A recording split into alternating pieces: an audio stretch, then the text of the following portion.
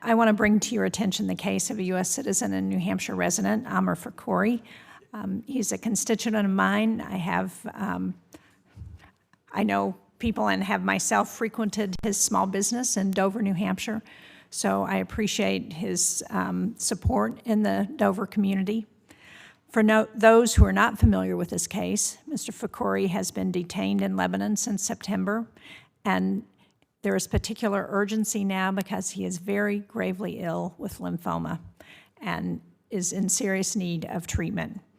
The embassy in Beirut has been very engaged in advocating on Mr. Fakhoury's behalf, but so far we've been unable to persuade the Lebanese government to grant his release on humanitarian grounds. Time is of the essence, and as a longtime supporter of the U.S.-Lebanon partnership, the last thing I would want to see is a situation that complicates our relationship with Lebanon because an American citizen who has been being detained there has died in Lebanese custody.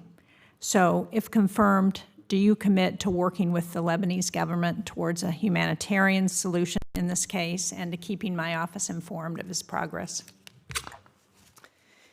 Yes, Madam Senator.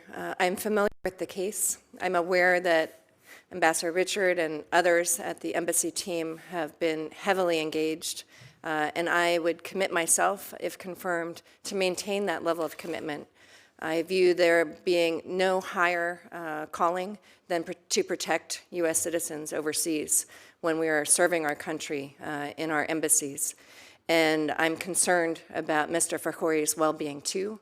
I would commit myself to calling to make sure that he received the proper medical care while he is in detention and advocating strenuously for his release. Thank you very much. Obviously, the situation is challenging in Lebanon right now because of the unrest, and analysts suggest that it's reached a point of no return where its politicians have to regain the confidence of the people of Lebanon. Can you talk about what you could do as ambassador to help support stability in Lebanon and to help getting a resolution to some of the issues that the people of Lebanon have raised? Thank you for the question. I've been watching with great interest over the last 2 months as Lebanese people have taken to the streets, exercising their human rights, calling very rigorously for the government to embrace very serious, very structured, systematic reforms. And the United States administration stands with the people of Lebanon as they demand their basic needs to be met by their government.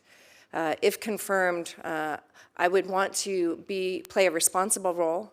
The United States would want to be careful not to be seen as interfering or intervening, but playing a supportive role in respecting the role of citizens to make these basic demands of their government.